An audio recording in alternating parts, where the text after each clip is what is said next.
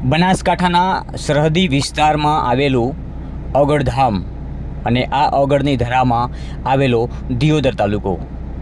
દિયોદર પાસે આવેલું નાનકડું ગામ એટલે ભેસાણા, અને જ્યાં રામ રમા આશ્રમ તેમજ સંત શ્રી સદારામ જીવદયા ટ્રસ્ટ ઘણા વર્ષોથી ચાલી રહ્યું છે.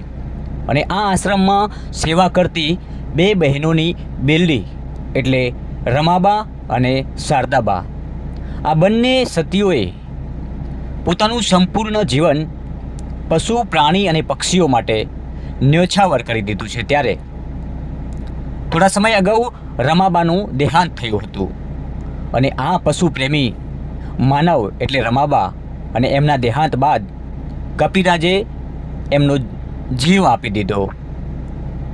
રમાબાના દેહાંત બાદ કપિરાજે પોતાના પ્રાણ ન્યોછાવર કરી દીધા. આ હતો રમાબાનો ઇતિહાસ.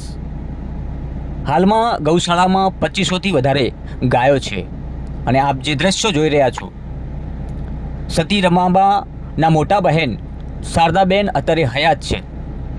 અને આવી જ રીતે દરરોજ ગૌમાતાની આરતી થાય છે. અહીંયા આવી ભાવનાઓ,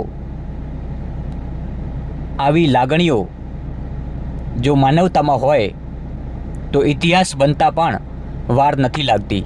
અને એવો જ ઇતિહાસ દિયોદરની આ ઓગળધરામાં ભેસાણા ગામની રામ રમા આશ્રમમાં બન્યો છે.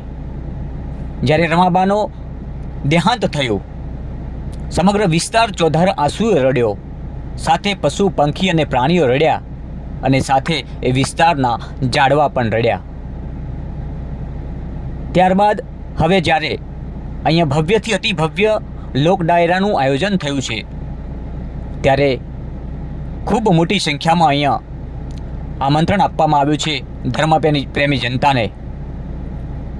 આશ્રમ વતી પણ અપીલ કરવામાં આવી છે, વિનંતી કરવામાં આવી છે કે મોટી સંખ્યામાં પધારજો આ ઓગળધરાના ઇતિહાસના દર્શન કરવા. આપ જોઈ રહ્યા છો, આવી રીતે જ્યાં ગૌશાળાની ગૌમાતાની આરતી થતી હોય ત્યાં ઇતિહાસ બને.